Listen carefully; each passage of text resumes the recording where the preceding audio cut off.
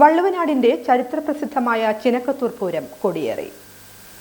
വള്ളുവനാടിന്റെ ചരിത്രപ്രസിദ്ധമായ പൂരമായ ചിനക്കത്തൂർ പൂരത്തിന് കൊടിയേറി. നാലുതുറ നായരും ചെമ്പിൽ പണിക്കരും ചുങ്കത്തച്ഛനും നമ്പ്രത്ത് നായരും ചെറുകര നായരും പൂട്ടാല നായരും കൈപ്പഞ്ചേരി നായരും പങ്കുരായത്ത് നായരും പ്ലാക്കോട്ട് നായരും കുളപ്പുള്ളി സ്വരൂപവും തെക്കേപ്പാട്ടുകുറുപ്പും മഞ്ചട്ടി ഗുരുക്കളും തോട്ടക്കര 49 നടുവത്ത് വീട്ടിൽ നായരും തച്ചോത്ത് കോയ്മയും മംഗലം 200 ഊരായ്മക്കാരും കോയ്മയും തന്ത്രി നമ്പൂതിരിയും സമുദായവും പണ്ടാരത്തിൽ നിന്നും എത്തിയോ? പൂരം കൊടികയറുകയല്ലേ? കോമരം വിളിച്ചു ചോദിച്ചു. 2 തവണ തടിച്ചുകൂടിയ ജനങ്ങൾ നിഷേധം അറിയിച്ചു. 3-ാം തവണ വിളിച്ചു ചോദിച്ചതും എത്തിച്ചേർന്നവർ സമ്മതം നൽകിയതോടെ കൊടിക്കൂറ ഉയർന്നു.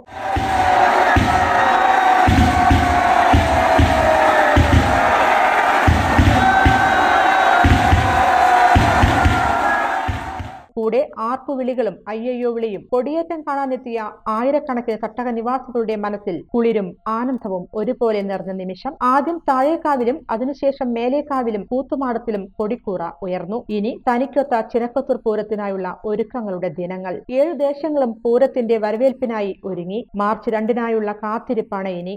ഒപ്പം അയ്യയ്യോ വിളികളും.